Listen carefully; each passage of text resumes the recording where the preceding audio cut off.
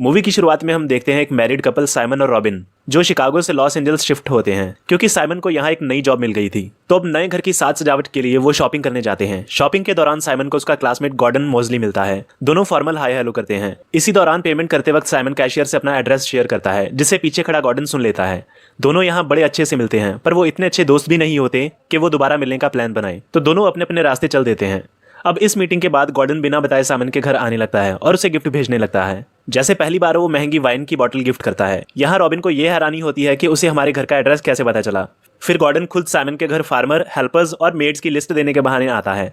यहाँ रॉबिन उसे घर देखने के लिए इनवाइट करती है। फिर वो घर को अच्छे से एक्सप्लोर करता है। शाम हो रही होती है तो रॉबिन उसे डिनर के लिए इनवाइट करती है। अब डिनर पे साइमन गॉर्डो को बताता है कि वो एक कंपनी के लिए काम करता है जो लोगों की सीक्रेट इन्फॉर्मेशन प्रोटेक्ट करते हैं। तो अब डिनर के बाद गॉर्डन उन दोनों को अपने घर डिनर के लिए इनवाइट करता है। यहाँ साइमन को गॉर्डो का उनके घर बिना बताए आना काफी ऑड और वियर्ड लगता है और इसके बारे में वो रॉबिन से भी बात करता है। अब इसके बाद गॉर्डन उनके पॉन्ड के लिए कुछ मछलियां गिफ्ट करता है। तो रॉबिन कहती है कि हमें उसके लिए थैंक यू बोलना चाहिए, पर साइमन कहता है कि थैंक यू किसके लिए, बिना बताए उनकी प्रॉपर्टी पे आने के लिए। और वो उसका नाम फ्रिज से गॉर्डो से वीडियो लिख देता है क्योंकि स्कूल में वो उसे इसी नाम से बुलाते थे। और ये डिसाइड करता है कि वो फाइनली डिनर पे उसे बोल देंगे कि उन्हें उसका बिना बताए उनके घर आना बिल्कुल पसंद नहीं। अब अगले दिन फिर से गॉर्डो उनके घर आ जाता है और यहाँ वो फ्रिज पे अपना नाम गॉर्डो से वीडियो लिखा देख लेता है, पर बिना कोई रिस्पॉन्स दिए वहां से चला जाता है। अब रात को दोनों डिनर पे गॉर्डो के घर जाते हैं और उसका आलीशान घर देखकर काफी इंप्रेस हो जाते हैं। डिनर के समय गॉर्डो को कोई अर्जेंट कॉल आ जाती है जिसकी वजह से वो उन्हें घर में अकेला छोड़कर बाहर चला जाता है। दोनों को काफी अजीब लगता है कि कोई कैसे अनजान लोगों को अपने घर अकेला छोड़कर जा सकता है। इसी बात का फायदा उठाकर वो दोनों घर को एक्सप्लोर करने लगते हैं और एक्सप्लोर करने के बाद उन्हें लगता है कि गॉर्डन मैरिड है और उसका कोई एक बच्चा भी है और जरूर ये हमसे कुछ छिपा रहा है। अब इसी दौरान साइमन अपना शक जाहिर करता है कि शायद गॉर्डन को रॉबिन में इंटरेस्ट है, इसीलिए वो उनके घर उसकी गैर मौजूदगी में आता है और यहाँ वो पीठ पीछे गॉर्डो का मजाक उड़ाने लगता है। गॉर्डो के वापस आने पे साइमन उससे सच्चाई उगलवाने की कोशिश करता है। तो गॉर्डो से बताता है कि ये घर उसकी बीवी का है जो अब उसके बच्चे को लेकर कहीं और रह रही है। तो साइमन उसे साफ साफ कह देता है कि उसे अपनी लाइफ को सुलझाना चाहिए, ना कि हमारी लाइफ में इंटरफेयर करना चाहिए, और उसे वार्न करता हुआ अपनी फैमिली से दूर रहने की हिदायत देता है और वहां से चला जाता है। अब शायद इससे गॉर्डन को गुस्सा आ जाता है। तो अगले दिन रॉबिन को मछलियां मरी हुई मिलती हैं और उनका पालतू कुत्ता भी गायब होता है।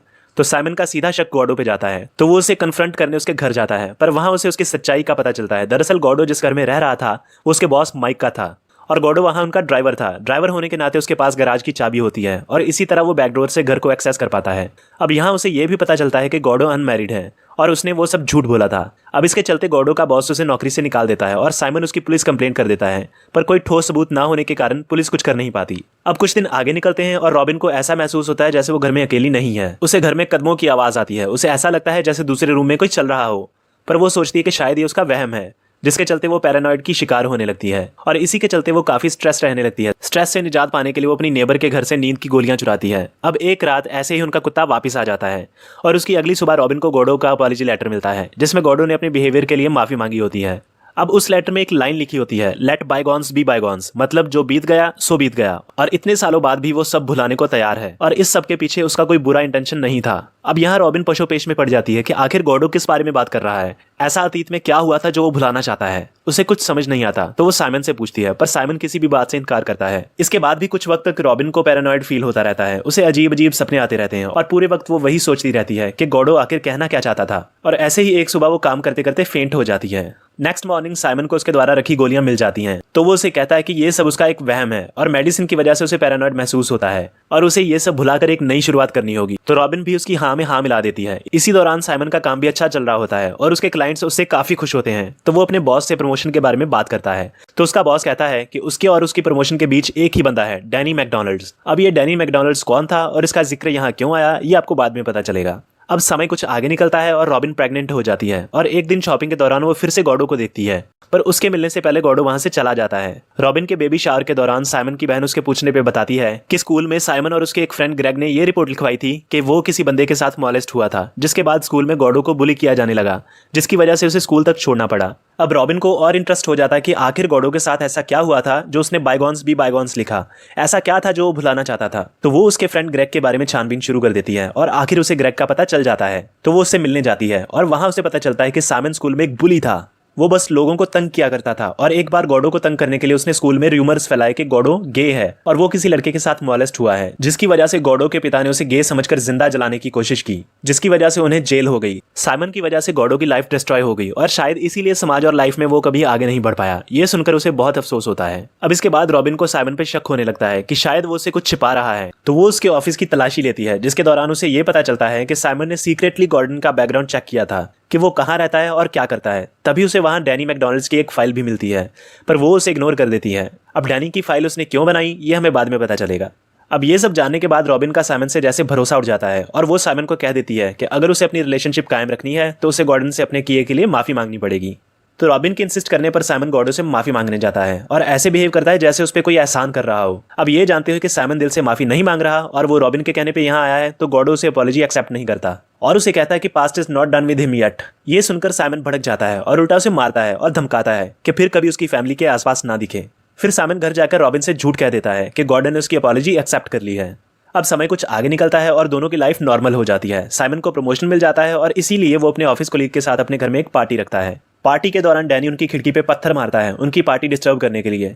जब डैनी को पकड़ा जाता है तो वो साइमन पे ये इल्जाम लगाता है कि उसने अपनी कंपनी में प्रमोशन पाने के लिए उसके खिलाफ फैब्रिकेटेड इन्फॉर्मेशन प्रोवाइड की, जिससे उसे नौकरी से निकाल दिया गया और उसका करियर तबाह हो गया। यहाँ उसी फाइल की बात हो रही है जो रॉबिन को तलाशी के वक्त साइमन के ड्रॉअर से मिली थी। ये सब साइमन ने प्रमोशन पाने के लिए किया था। अब ये बात रॉबिन और उसके कलीग केविन को पता चल जाती है और रॉबिन को ये अंदाजा हो जाता है कि साइमन सक्सेस पाने के लिए कुछ भी कर सकता था, पर इससे पहले कोई कुछ कह पाता रॉबिन का वाटर ब्रेक हो जाता है और उसे हॉस्पिटल में एडमिट किया जाता है। वो एक लड़के को जन्म देती है। यहाँ साइमन को ऑफिस से फोन आता है कि डैनी को फॉल्सली फ्रेम करने के लिए उसे फायर कर दिया गया है और रॉबिन भी उसे छोड़ देती है और कहती है कि वो उससे सेपरेट होना चाहती है। अब इन दोनों बातों से साइमन का दिल टूट जाता है और इतने में उसे अपने घर के बाहर एक और गिफ्ट मिलता है।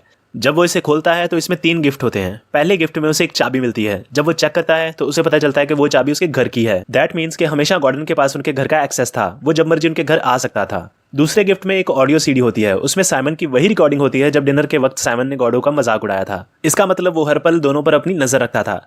तीसरे गिफ्ट में एक वीडियो सीडी होती है जिसे देखने के बाद उसकी आंखें फटकी फटी रह जाती हैं। इसमें गॉर्डन के द्वारा शूट की गई कुछ वीडियो रिकॉर्डिंग्स थी जो उसने उन्हीं के घर में बनाई थी। अब यहाँ ये क्लियर हो जाता है कि जब रॉबिन को लगता है कि उनके घर में कोई है तो उसका शक सही था और वो कोई और नहीं बल्कि गॉर्डन ही होता था। मतलब रॉबिन पैरानॉइड नहीं थी बल्कि गॉर्डन साइमन की गैर मौजूदगी में चाबी के सहारे उनके घर आ जा रहा था। अब इसमें वो सीन भी होता है जिसमें रॉबिन बेहोश हो जाती है और यहाँ गॉर्डन बंदर का मास्क पहने दिखाई देता है एक ड्रिंक बॉटल के साथ। मीन्स कि उसने ड्रिंक में कुछ मिला दिया था जिससे पीने के बाद वो बेहोश हो गई थी। बंदर का मास्क उसने इसलिए पहना था क्योंकि साइमन को बंदरों से फोबिया था। ये बात गॉर्डन को तब पता चली थी जब वो उनके घर पहली बार आया था। वीडियो में आगे गॉर्डन रॉबिन को सेक्सुअली मॉलेस्ट करता दिखाया गया है, पर आगे कुछ करने से पहले वो वीडियो बंद कर देता है, जिससे साइमन ये सोचने लगता है कि शायद गॉर्डन ने रॉबिन के साथ रेप किया और ये भी कि शायद ये बच्चा मेरा है या गॉर्डन का।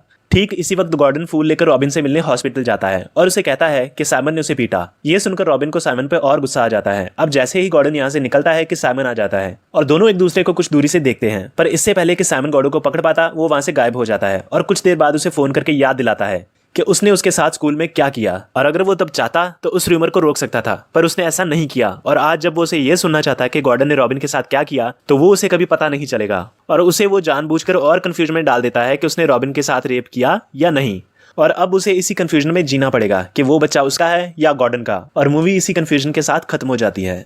अब ये मूवी देखने के बाद एक ही सवाल हमारे मन में आता है कि क्या ये बच्चा गॉर्डन का था या साइमन का। अब जैसे कि हमें पता है कि सारी मूवी में गॉर्डन साइमन को गिफ्ट देता रहता है, तो उसका साइमन के लिए फाइनल गिफ्ट होता है वो वीडियो सीडी जिसमें वो रॉबिन को मॉलेस्ट करता हुआ नजर आता है, जिससे उसके मन में ये शक बैठ जाता है कि शायद उसने रॉबिन का रेप किया और ये बच्चा शायद उसी का है। पर एक सीन में गॉर्डन कहता है कि it's all in the eyes you see. उसका इशारा बच्चे की आंखों की तरफ होता है। अब चूंकि गॉडो की आंखें ब्राउन होती हैं और साइमन की ब्लू, तो वो बच्चे की आंखें देखने ऊपर भागता है, जिससे ये पता चल पाता है कि ये बच्चा किसका है, पर उसे क्लियरली आंखें दिखाई नहीं देती और वो कंफ्यूजन में ही रह जाता है। पर एक थ्योरी के अकॉर्डिंग ये बच्चा साइमन का ही होता है। और यहाँ मैं आपको ये क्लियर कर दूं कि गॉडो के द्वारा फाइनल गिफ्ट वो बच्चा नहीं बल्कि वो एक झूठ होता है जो उसने साइमन को बोला था, जो ये प्रूव करता था कि गॉडो ने रॉबिन का रेप नहीं किया था बल्कि एक झूठी कहानी बनाई थी, ठीक वैसी ही जैसे साइमन ने गॉडो के लिए स्कूल में बनाई थी, जिसकी वजह से उसे गे का टैग मिला और उसकी लाइफ बर्बाद हो गई। और अब वैसे ही गॉडो के एक झूठ से साइमन की लाइफ भी तबाह हो जाती है, क्योंकि अब ना तो उसके पास जॉब थी और ना परिवार, और अब जाकर गॉडो का रिवेंज पूरा हो गया था।